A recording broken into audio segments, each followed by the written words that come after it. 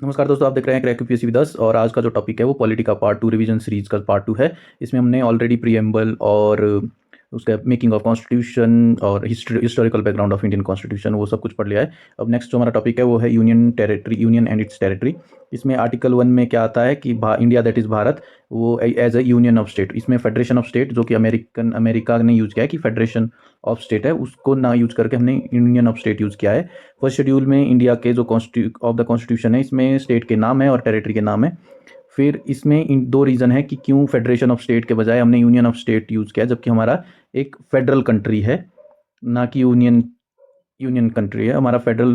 तो Indian federation is not result of an agreement, ना किसी एग्रीमेंट की वजह से नहीं हुआ कि जैसे अमेरिका में 50 स्टेट जो है उनका आपस में एग्रीमेंट है, और वो कोई भी स्टेट अगर जाना चाहे तो अमेरिका का कंट्री छोड़ के वो अलग हो सकता है, एक अलग देश बन सकता है। लेकिन इंडिया में ऐसा पॉसिबल नहीं है कि कोई एग्रीमेंट का वो एग्रीमेंट नहीं हुआ है इन दोनों सम इंडियन के जो स्टेट्स है। फिर फेडरेशन क्या है, दूसरी क्या है कि state has no right to cede from the federation. तो इंडियन फेडरेशन से जो है इंडिया के स्टेट्स हैं वो अलग नहीं हो सकते हैं। ये इस पे फेडरलिज्म पे क्वेश्चन क्या है 2017 के यूपीएससी प्री में भी आ चुका है। फिर नेक्स्ट है कि जो आर्टिकल 1 है उसमें तीन जो इंडियन टेरिटरी है वो तीन भागों में क्लासीफाई की गई है। एक तो है टेरिटरी ऑफ द स्टेट, जो स्टेट्स है उनकी टेरिटरी है। कितने स्टेट है? 28 है। फिर यूनियन टेरिटरीज, फिर जो यूटी है वो 8 है। और जो territory that may be acquired by the government of India at any time, तो गवर्नमेंट ऑफ इंडिया कभी भी कोई टेरिटरी एक्वायर कर ले तो वो भी इसमें आर्टिकल 1 के अंडर एक्वायर कर सकता है। Names of the state of union territory and their territorial extent are mention in first schedule of the constitution. तो फर्स्ट शेड्यूल में क्या क्या आता है? Name of the state and union territory और टेरिटोरियल एक्सटेंट जो कि गवर्नमेंट ऑफ इंडिया कर सकती है। फिर article 1 describe India that is Bharat union of states rather than federation of state. ठीक है। फिर आर्टिकल 2 में आता है grants to power to parliament, parliament को दो पावर ग्रांट करता है। Power to admit into union of state new union of India new state, नए स्टेट को यूनियन ऑफ इंडिया में एडमिट करने की पावर देता है पार्लियामेंट को, article 2। And the power to establish new state, एक तो हो गया कि बाहर से कोई नया स्टेट आया उसको एडमिट करना है, और दूसरा है कि कोई नया स्टेट एस्टेब्लिश करना है कि किसी बड़े स्टेट को दो पार्ट में कर लिया और एक नया स्टेट बन गया। ठीक है।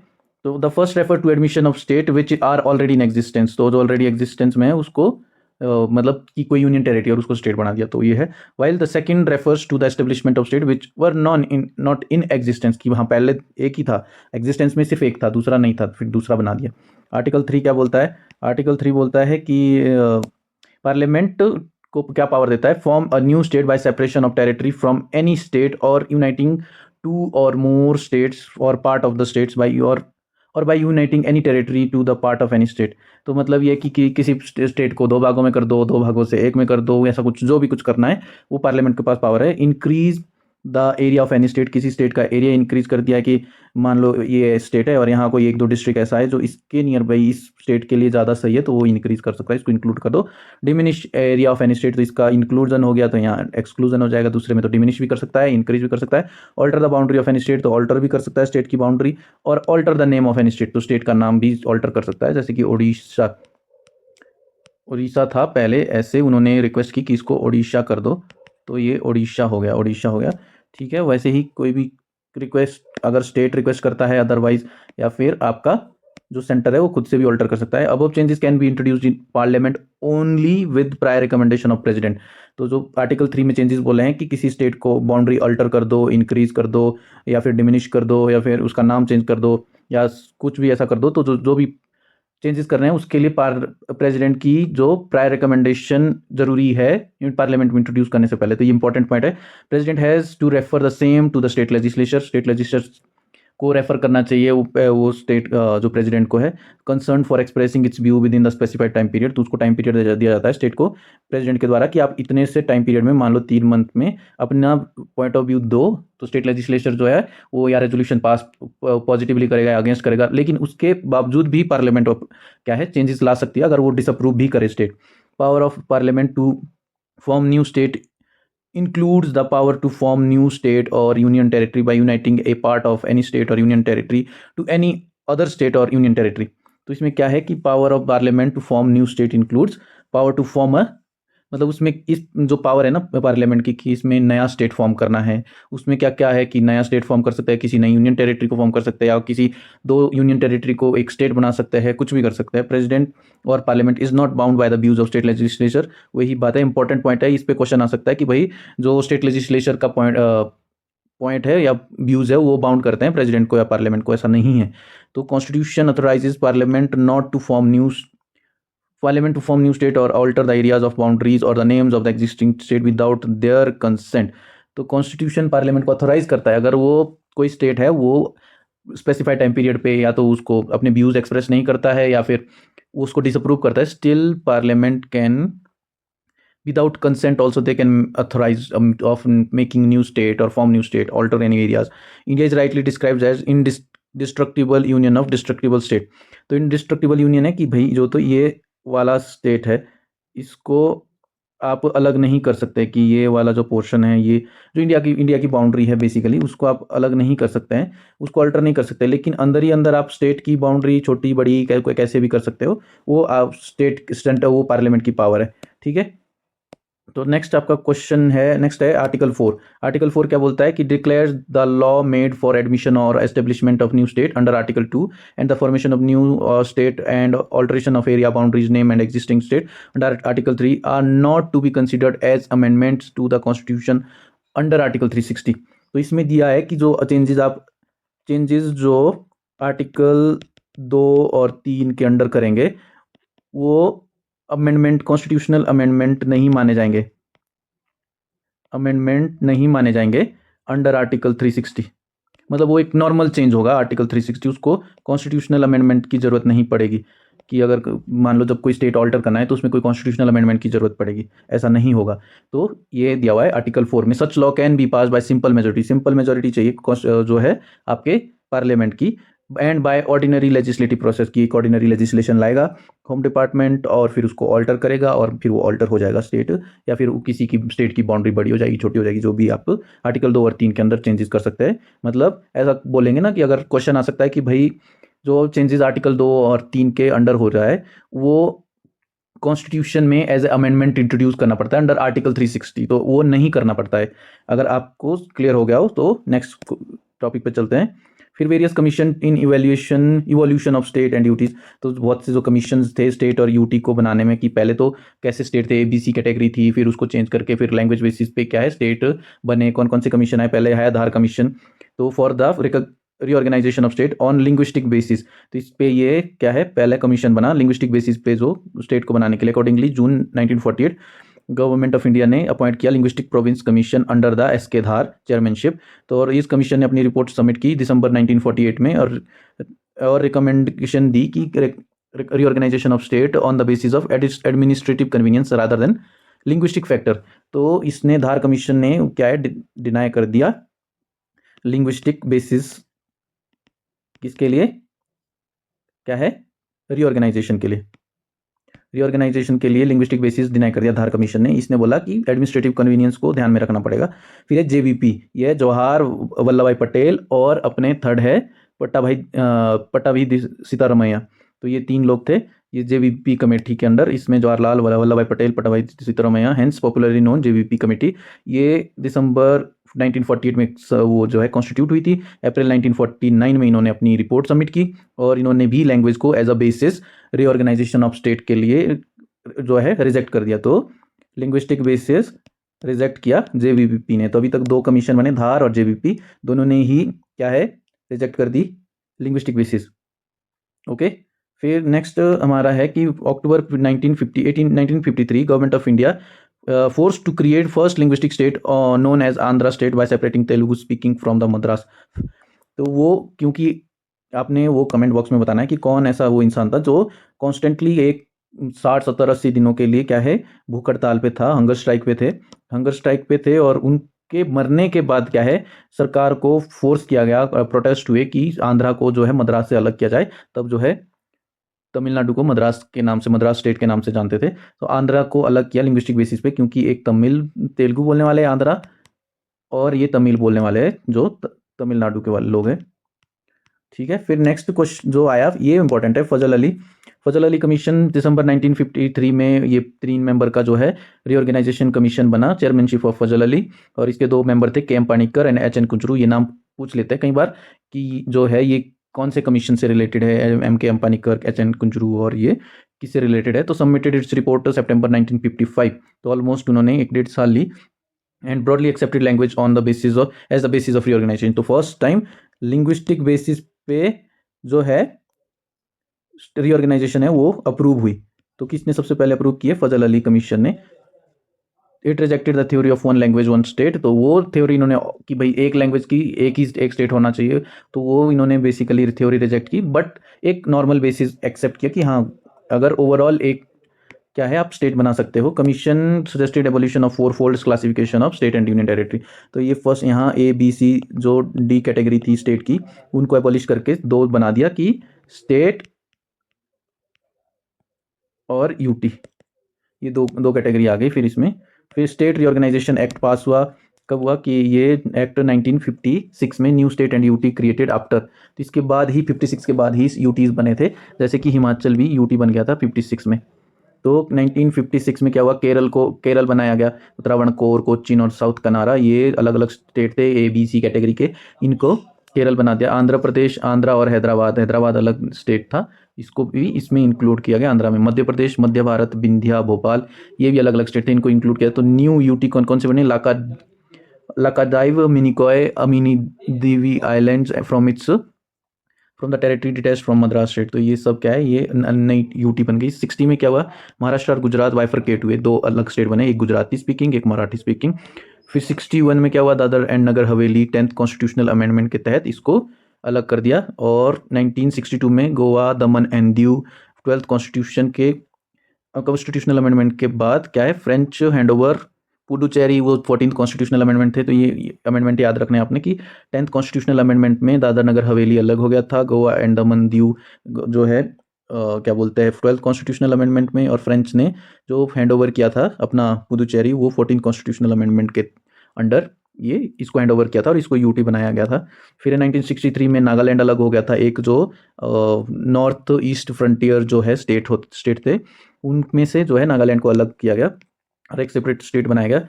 फिर 1966 में हरियाणा से पंजाब अलग हो गया और इसमें चंडीगढ़ एक जो है चंडीगढ़ डेवलप की और कॉमन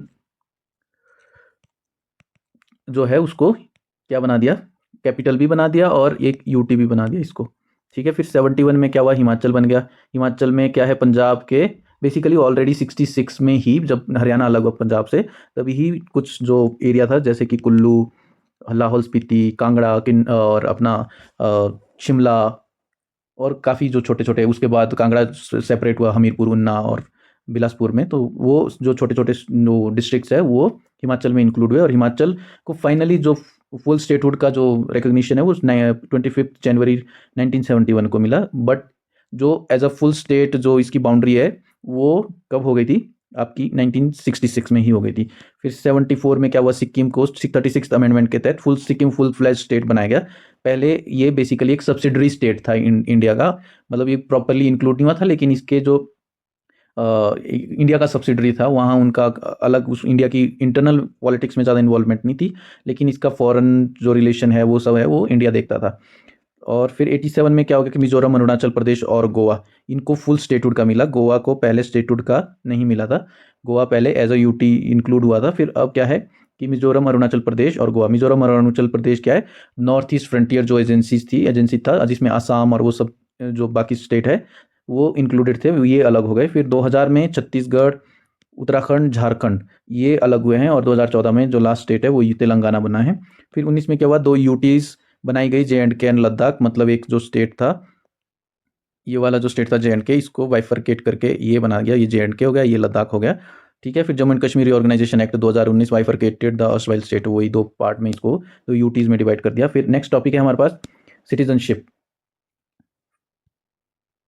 सिटीजनशिप का क्या है कि कौन कौन से राइट्स जो है जो सिर्फ सिटीजन के लिए अवेलेबल है और कौन कौन से राइट ऐसे हैं जो एलियंस के लिए भी अवेलेबल, मतलब फॉरेन सिटीजन्स के लिए भी अवेलेबल है।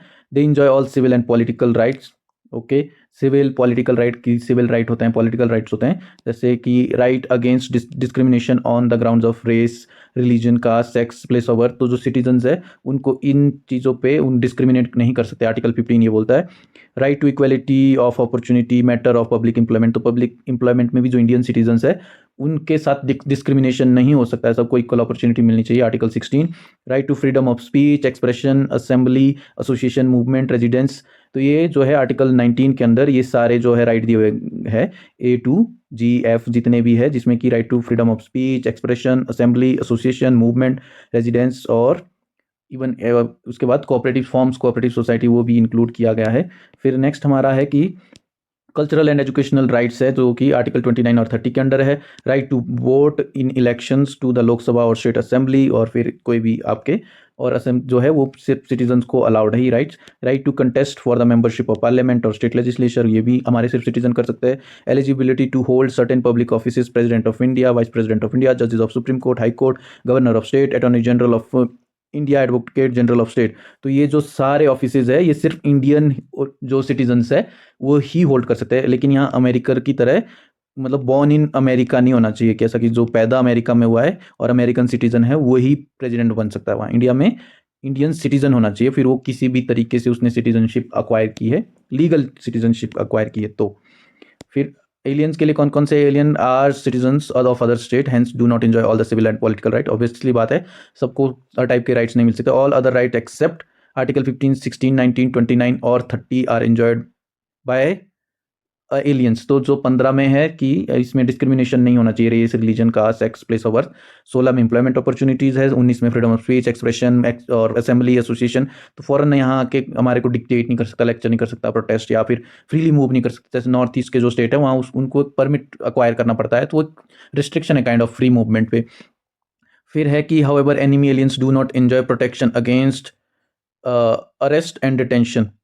तो जो आर्टिकल 22 के अंडर इंडियन जो है उनको क्या है वो प्रोटेक्शन करते हैं अरेस्ट और डिटेंशन के, जो होती है ना उसके अगेंस्ट क्या है उनको प्रोटेक्शन मिलती है। अदरवाइज जो यहाँ एनिमी है एनिमी एलियंस है उनको नहीं मिलती। एनिमी एलियंस जैसे कि कोई सिटीजन पाकिस्तान का है या फिर कोई भी देश जो हम जिसके साथ हम वॉर पे है या जिसके साथ हमारे रिलेशन अच्छे नहीं हैं, मतलब पब्लिकली ऐसा है कि अच्छे नहीं है, वी आर ऑन वॉर और वी आर और ट्रेड वॉर और वट एवर इट इज़, कि एक खराब रिलेशन है और वो एनिमी एलियंस है, तो उनके सिटीजन्स को ये प्रोटेक्शन नहीं मिलेगा डिटेंशन वाला। In India both citizen by birth as well as naturalise, वही जो मैंने बोला कि हाँ इंडिया में वो प्रेसिडेंट बन सकता है कि अगर इंडियन सिटीजन है, किसी तरह की भी सिटीजनशिप एक्वायर की है, वो प्रेसिडेंट और प्राइम मिनिस्टर सब बन सकते हैं। लेकिन यूएसए में ऐसा पॉसिबल नहीं है, वहाँ सिर्फ बाय बर्थ ये सब हो सकता है। फिर जैसे कि British citizen staying in India cannot claim right to freedom of trade and profession. ये यूपीएससी प्री में आया था 1999 में कि क्या ब्रिटिश जो सिटीजन इंडिया में रह रहे हैं क्या वो फ्रीडम ऑफ ट्रेड और एंड प्रोफेशन जो है क्या है क्लेम कर सकते हैं, तो वो नहीं क्लेम कर सकते हैं। ये क्वेश्चन आया हुआ था। कॉन्स्टिट्यूशनल प्रोविजंस फिर है कि आर्टिकल सिटीजन जो 5 से 11 तक है, पार्ट 2 है इंडियन कॉन्स्टिट्यूशन का, उसमें सिटीजनशिप के लिए प्रोविजंस है। It only identifies the person who became citizen of India at its commencement, that is on January 26, 1950, neither any permanent nor any elaborate provision। Constitution में कोई इलेबोरेट प्रोविजन नहीं है citizenship से रिलेटेड, ओनली ये 26 जनवरी 1950 तक की ही इसमें प्रोविजन है। उसके बाद के लिए इसने पार्लियामेंट को एम्पावर किया है कि वो लॉ बनाए सिटीजनशिप पे, जिसपे उन्होंने बनाया सिटीजनशिप जो है एक्ट है वो है 1955। तो 1955 में सिटीजनशिप एक्ट आया, उसको क्या है पार्लियामेंट ने इलेबोरेट प्रोविजंस दिए कि किस किस को सिटीजनशिप मिल सकती है, किसको नहीं मिल सकती है। फिर उसको अमेंड भी किया है, बहुत दर्जनों टाइम्स अमेंड किया है। लेटेस्ट जो अमेंडमेंट है वो 2019 में किया है, जिसमें कि हमारे पाकिस्तान, अफगानिस्तान और बांग्लादेश से जो भी हिंदू, सिख और बौद्ध, ईसाई जो भी ये धर्म के जो लोग हैं, वो अगर जो कि माइनॉरिटीज़ हैं इन कंट्री में, अगर वो प्रोसिक्यूटेड माइनॉरिटीज़ है वहाँ से उनको भगाया गया है, तो इंडिया में अगर वो 5-6 साल रह रहे हैं तो उनको सिटीजनशिप मिल जाएगी। और वो 2014 की जो डेडलाइन है कि उससे पहले आ चुके हैं जो, उनको ही मिलेगी। उसके बाद के लिए वो उनको बेसिकली और अमेंडमेंट करने पड़ेंगे या कुछ ऐसा होगा, तो वो उसके बाद हम देखेंगे। It does not deal with the problem of acquisition loss of citizenship, तो उसके बारे में ये बात नहीं करता है। हमारा constitution empowers parliament to enact law, तो वही एम्पावर करता है, मैंने डिटेल में बताया। तो इसमें following 4 categories of person became in citizen of India at its commencement on January 26, 1950। तो जब हमारा कॉन्स्टिट्यूशन जो है अडॉप्ट किया गया और इसको कमेंसमेंट हुई 26 जनवरी 1950 को, तब किस टाइप के जो सिटीजन है वो इंडिया के सिटीजन बने उस टाइम पे। आर्टिकल 35 क्या बोलता है? Person who had domicile in India and fulfilled any one of three category, तीन में से एक कैटेगरी फुलफिल करता हो वो इंडिया का सिटीजन है। कि if he was born in India, सही बात है, जो जितने भी लोग इंडिया में पैदा हुए वो इंडिया के सिटीजन बन गए। फिर और if either of his parents was born in India, कि अगर मेरे पेरेंट्स इंडिया में वन पैदा हुए हैं, मैं किसी और पार्ट में पैदा हुआ हूँ जो कि पाकिस्तान बना, बांग्लादेश बना, उस टाइम पे पाकिस्तान ही ईस्ट और वेस्ट पाकिस्तान था, तो अगर वहाँ भी पैदा हुआ हूँ मैं, और लेकिन मेरे पेरेंट्स इंडिया में पैदा हुए, मतलब जो इंडिया का पार्ट, इंडियन टेरिटरी है, तो मैं इंडिया का सिटीजन बन सकता हूँ। और if he has been ordinarily resident of India for 5 years immediately before the commencement of constitution, तो अगर 1945 से लेकर 1950 तक मैं इंडिया में रह रहा हूँ, फिर मैं कहीं का भी हूँ और इंडिया में कॉन्स्टेंटली कॉन्टिन्यूसली रह रहा हूँ 5 साल से, तो मैं इंडिया का रेजिडेंट सिटीजन बन सकता हूँ। ये आर्टिकल 5 बोलता है। फिर आर्टिकल 6 क्या बोलता है? A person who migrated to India from Pakistan if he I or either of his parents or any of his grand parents were born in undivided India. अब अनडिवाइडेड इंडिया गया कि अगर उसके कोई भी ऐसा बंदा है जो पाकिस्तान से इंडिया आया है, ठीक है, और फिर वो उसके जो पेरेंट्स और ग्रैंड पेरेंट्स है वो अनडिवाइडेड इंडिया, मतलब जिसमें पाकिस्तान इंक्लूडेड था, उसको वहाँ से पैदा हुआ है, तो उनको क्या है, इंडियन सिटीजनशिप मिल सकती है अगर उसमें से कोई एक, इन दो कंडीशन में से कोई एक कंडीशन फुलफिल करता हो कि ही माइग्रेटेड इंडिया बिफोर जुलाई 1948। तो ये डेट याद रखनी है, 19 जुलाई 1948 से पहले जो भी बंदा पाकिस्तान से इंडिया माइग्रेट किया है और वो या उसके ग्रैंड पेरेंट्स या उसके पेरेंट्स जो है अनडिवाइडेड इंडिया के पार्ट थे या उसमें पैदा हुए थे, तो उनको क्या है, इंडियन सिटीजनशिप मिल जाएगी। फिर है he migrated to India before July 1948, he had been ordinarily resident of India since the date of his migration, residence for 6 months before registration। तो अगर वो पर्सन जो है वो 19 जुलाई 1948 को माइग्रेट हुआ है और वो ऑर्डिनरी रेजिडेंट है 6 महीने से इंडिया में, रजिस्ट्रेशन से पहले से, रजिस्ट्रेशन जब किया उससे 6 महीने से पहले से रह रहा है इंडिया में, तो वो भी क्या है, वो इंडियन रेजिडेंट बन जाएगा। ठीक है। फिर है नेक्स्ट है कि आर्टिकल 7 क्या बोलता है? Any person who migrated to Pakistan from India after March 1 1947। ऐसा भी हुआ ना कि कुछ लोग इंडिया से पाकिस्तान चले गए, तो 1 मार्च 1947 को जो पाकिस्तान से इंडिया चले गए, फिर and returned in India for resettlement, he had to be resident in India for 6 month preceding the date of his application. तो कोई बंदा ऐसा है कि जो पाकिस्तान चला गया 1 मार्च 1947 के बाद, पहले नहीं, एक बाद, और फिर उसके बाद फिर वापिस जब पार्टीशन हुआ, एक्चुअल पार्टीशन हुआ, उसके बाद इंडिया वापस आ गया रीसेटलमेंट के लिए, तो उसको 6 महीने रेजिडेंट होना पड़ता है इंडिया का, और फिर 6 मंथ के बाद क्या है वो एप्लीकेशन फॉर रजिस्ट्रेशन करेगा, तो वो इंडियन सिटीजनशिप एक्वायर करेगा। आर्टिकल 8 क्या बोलता है? Provision covers the overseas Indians who may want to acquire Indian citizenship, person of Indian origin residing outside India. तो प्रोविज़न है इसमें ओवरसीज इंडियंस के लिए कवर है जो कि कोई इंडियन सिटीजनशिप एक्वायर करना चाहता है और इंडियन ओरिजिन है और आउटसाइड ऑफ इंडिया रह रहा है, तो उनके लिए इसमें प्रोविज़न है। फिर आर्टिकल सिटीजनशिप एक्ट क्या है? Amendment act 1955। तो ये एक्ट बनाया पार्लियामेंट में। इसमें क्या है, हमारे जो आर्टिकल 9 और 10 है उसमें बेसिकली ये एम्पावर किया गया है पार्लियामेंट को कि हाँ भाई आप जो है इस पे लॉ बनाइए, सिटीजनशिप को एलाबोरेट, कैसे कैसे citizen acquisition of citizenship and loss of citizenship, तो कैसे कैसे मिलेगी सिटीजनशिप और कैसे वो सिटीजनशिप खोई जा सकती है। तो by birth a person born in India on और after January 26 1950 but before July 1 1987 is India citizen of India by birth.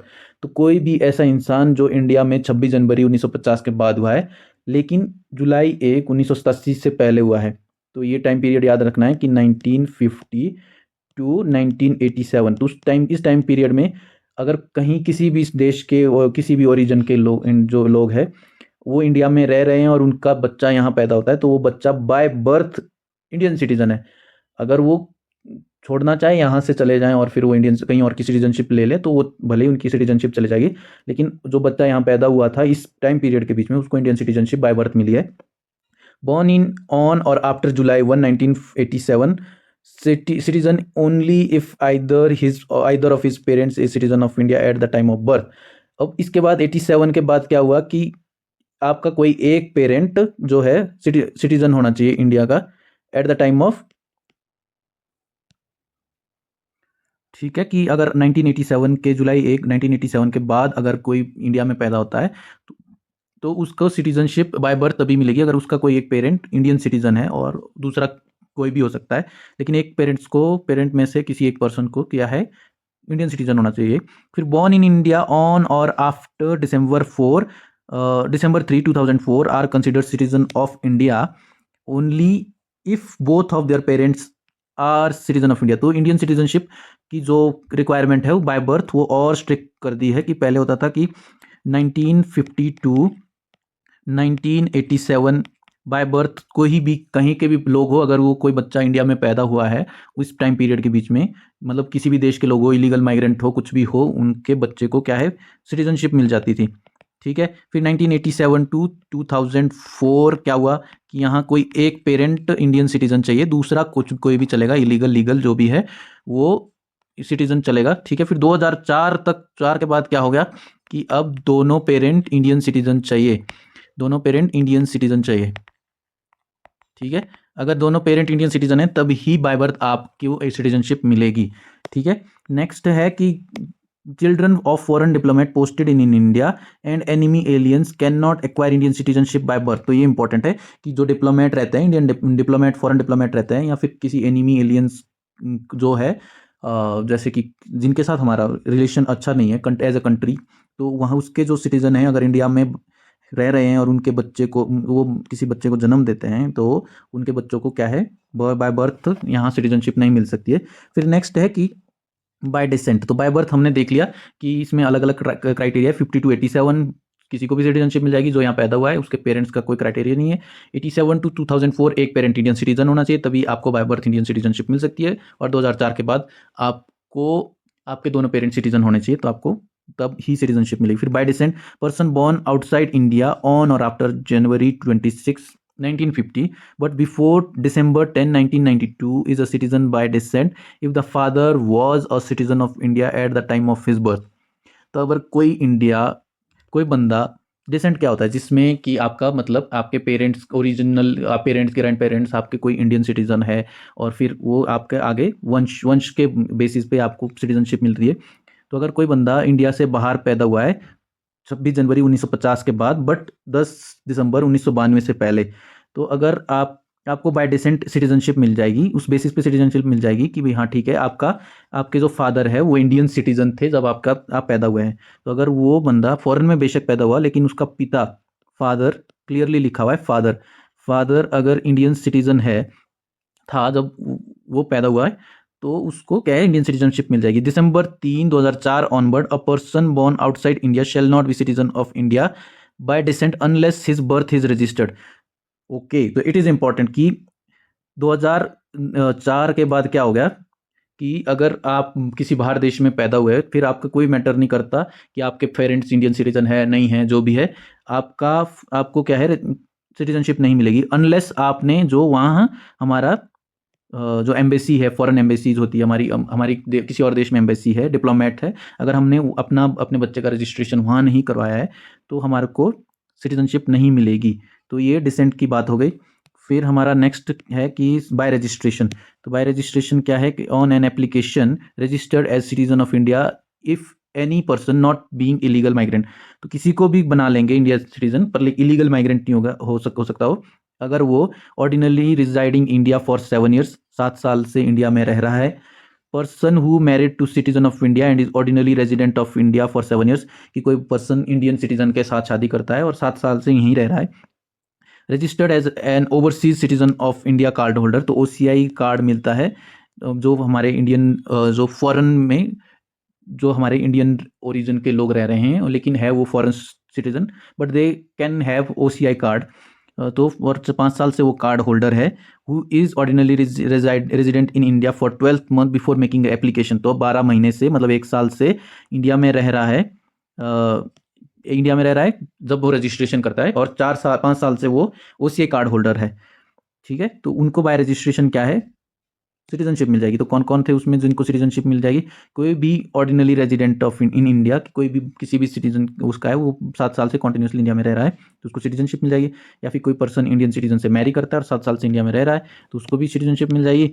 और कोई OCI कार्ड होल्डर है 5 साल से और फिर 1 साल से कॉन्टिन्यूसली इंडिया में रह रहा है जब वो रजिस्ट्रेशन के लिए फाइल करता है।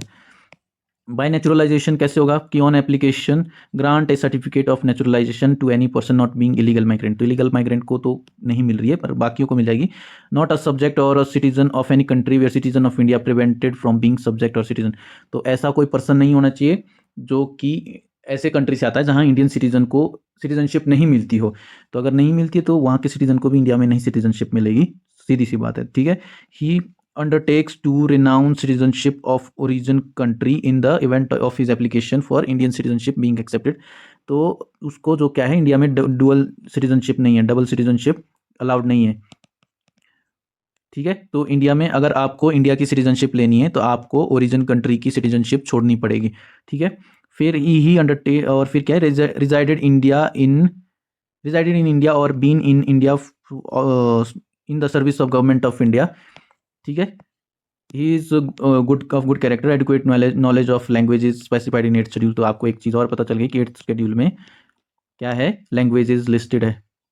कितनी लैंग्वेजेस है? 22 लैंग्वेजेस है। कौन कौन सी है आपको पता होना चाहिए। कौन कौन से अमेंडमेंट से जो है ऐड हुई है वो भी आपको आइडिया होना चाहिए। तो आपको ये बेसिकली प्रीलिम्स के लिए बहुत ही अच्छी चीज़ें हैं कि आपको पता हो। बेसिकली एक शायद 161st अमेंडमेंट है और 92nd है, आई एम नॉट श्योर, आप लोग उसको देख सकते हैं बेसिकली, ठीक है। नेक्स्ट आपका है कि बाय इनकॉर्पोरेशन ऑफ टेरिटरी, जैसे कि किसी टेरिटरी को इंडिया ने अक्वायर कर लिया है बाय फोर्स और by agreement what ever it is. तो ये क्या है, पौंडीचेरी जैसे इंडिया का पार्ट बन गया तो वहाँ के जो सारे लोग हैं वो इंडियन सिटीजन बन गए। Special provision as a citizen of person covered by Assam accord. तो ये इंपॉर्टेंट है, जो सिटीजनशिप एक्ट का जो ये हमारा सिटीजनशिप एक्ट है 1955, इसमें एक अमेंडमेंट हुआ था, उसमें जो ये पार्ट 6 डाला गया है स्पेशली किसके लिए, असम अकॉर्ड को अप्रूव करने के लिए। 19 ये बेसिकली राजीव गांधी गवर्नमेंट द्वारा डाला गया है 1987 में आई गेस, क्योंकि वहाँ जो आसाम गण परिषद है या जो कि आसाम जो स्टूडेंट यूनियन है उन्होंने काफ़ी प्रोटेस्ट किए थे वहाँ, मतलब it was like Assam was on fire by them to save them self from the जो इन्वेडर्स है या फिर जो आपके जो माइग्रेंट्स है बांग्लादेश से और इंडिया के अलग अलग स्टेट से, चाहे बिहार बंगाल ऐसे ऐसे स्टेट से भी वहाँ जा रहे थे। तो उसको उन अब खुद को जो वहाँ की रेस है उसके जो ऑथेंटिसिटी है, लोगों को वहाँ के जो ओरिजिनल सिटीजन है उनको बचाने के लिए वहाँ ये सब प्रोटेस्ट हो रहे थे। तो इसमें क्या है कि all person of Indian origin who came to Assam before January 1, 1966 from Bangladesh, all person of Indian origin who came to Assam before the January 1, 1966 from Bangladesh. तो बांग्लादेश से अगर कोई 1966 से पहले 1 जनवरी 1966 से पहले से आया है, who have been ordinary resident of Assam since the date of their entry into Assam shall be deemed citizen. तो अगर तो 1966 से पहले आया तो वो बांग्लादेश से आया है या फिर इंडियन रेजिडेंट है जो भी है, तो वो उसको सिटीजन मिल जाएगी आसाम में। Who came to Assam on और after January 1, 1966 but before March 1971 from Bangladesh. तो अगर जब बांग्लादेश अलग हुआ तो उस टाइम पे काफ़ी फ्लड बेसिकली माइग्रेंट जो लोग हैं वो इंडिया में आए और मोस्टली आसाम और बंगाल में आए। तो आसाम में आए जो फ्रॉम बांग्लादेश जो आए इस बीच में 66 से 71 के बीच, who has been ordinary resident in Assam since the date of his entry into Assam and who has been detected to be foreigner shall registered himself. तो उसको क्या है कि अपने आप को जो इस टाइम पीरियड के बीच में है उसको इंडिया में अगर उसको फॉरेनर डिटेक्ट किया है तो उसको रजिस्टर करना पड़ेगा और उसको क्या है ओवर द पीरियड सिटीजनशिप मिल जाएगी, ठीक है। फिर नेक्स्ट जो हमारा है कि कैसे सिटीजनशिप जो है वो लॉस होता है सिटीजनशिप का, वो होगा कि कैसे होगा, वो होगा बाय रिनाउंसिएशन। कोई any citizen of full age capacity can declare renouncing of Indian citizenship, कि कोई छोड़ना चाह रहा है तो उसने अपनी सिटीजनशिप छोड़ ली। If declaration is made during a war which India is engage is registration shall be held with central government. तो अगर इंडिया वॉर पे है और कोई उस टाइम पीरियड पे सिटीजनशिप रिनाउंस कर रहा है तो सेंट्रल गवर्नमेंट उसकी सिटीजनशिप रिनाउंसिएशन को विदहेल्ड कर सकती है, रोक सकती है। When a person renounce his citizenship every minor child of that person lose his citizenship. तो कोई अगर मान लो मैं अपनी सिटीजनशिप छोड़ रहा हूँ और मेरे जो बच्चे होंगे उस टाइम पीरियड पे जो माइनर है, ना कि 18 साल वाले, तो जो माइनर है वो भी सिटीजनशिप लूज करेंगे। However when such a child attain age of 18 may resume Indian citizenship। तो पर वो जब 18 का हो जाएगा तो वो क्या है, इंडियन सिटीजनशिप उसको मिल सकती है। बाय टर्मिनेशन कैसे होगा कि when an Indian citizen voluntarily consciously knowingly without influence or compulsion acquires the citizenship of another country, किसी और कंट्री की सिटीजनशिप अक्वायर करता है वॉलेंटरली, तो does not apply during war in which India engage. तो वॉर के time पे ये चीज़ अप्लाई नहीं होगी, लेकिन अगर कोई वॉलेंटरली किसी और देश की सिटीजनशिप अक्वायर करता है तो इंडिया में डबल सिटीजनशिप का कोई क्राइटेरिया नहीं है, तो वो बेसिकली क्या है, उसकी जो है इंडियन सिटीजनशिप टर्मिनेट हो जाएगी। By deprivation it is compulsory termination of Indian citizenship by central government if citizen, मतलब इन सिचुएशन में कंपल्सरीली वो है सिटीजनशिप आपकी ले ली जाएगी। The citizen has obtained citizenship by fraud, अगर फ्रॉड से सिटीजनशिप लिए। अगर इंडिया के कॉन्स्टिट्यूशन को डिसलॉयलिटी शो करता है कोई। The citizen has unlawfully traded communicated with the enemy during war के टाइम पे मान लो पाकिस्तान से वॉर हो रहा है और हाँ वो बंदा मतलब इंडिया पाकिस्तान की एजेंसीज के साथ कम्युनिकेट कर रहा है और अनलॉफुल चीज़ों में इन्वॉल्व है। The citizen has within 5 years after registration or naturalization has been imprisoned any country for in any country for 2 years। तो अगर कोई भी बंदा अगर Indian citizenship by naturalization or registration से मिलती है उसको, तो और अगले 5 साल के जब से रजिस्ट्रेशन हुई है 5 साल में उसको किसी भी देश में 2 साल की सज़ा होती है या उससे ज़्यादा होती है, तो उसकी जो है सिटीजनशिप चली जाएगी। A citizen has been ordinarily resident out of India for 7 year continuously, या फिर 7 साल से कॉन्टीन्यूसली कोई इंडिया से बाहर रह रहा है तो उसकी भी सिटीजनशिप चली जाएगी। फिर overseas citizenship of India in September 2000 government of जो इंडिया है एक्सटर्नल अफेयर्स मिनिस्ट्री जो है उन्होंने हाई लेवल कमेटी सेटअप की Indian diaspora under chairmanship of LM Singhvi के अंडर जो है कमेटी बिठाई। फिर it recommended the amendment to the citizenship act, इन्होंने जो 1955 का अमेंडमेंट है एक्ट है उसमें अमेंडमेंट बोला। Provide for grant of dual citizenship to the PIO person of Indian origin belonging to certain specified countries. तो जो स्पेसिफाइड कंट्रीज है उनको PIO का जो है इस टाइप की सिटीजनशिप मिलनी चाहिए। Citizenship amendment act 2005 extended the grant of overseas citizenship of India for person of Indian origin, जो पर्सन ऑफ इंडियन ओरिजिन है और ऐसे जो of all countries except Pakistan and India as long as their home countries all dual citizenship under their local laws.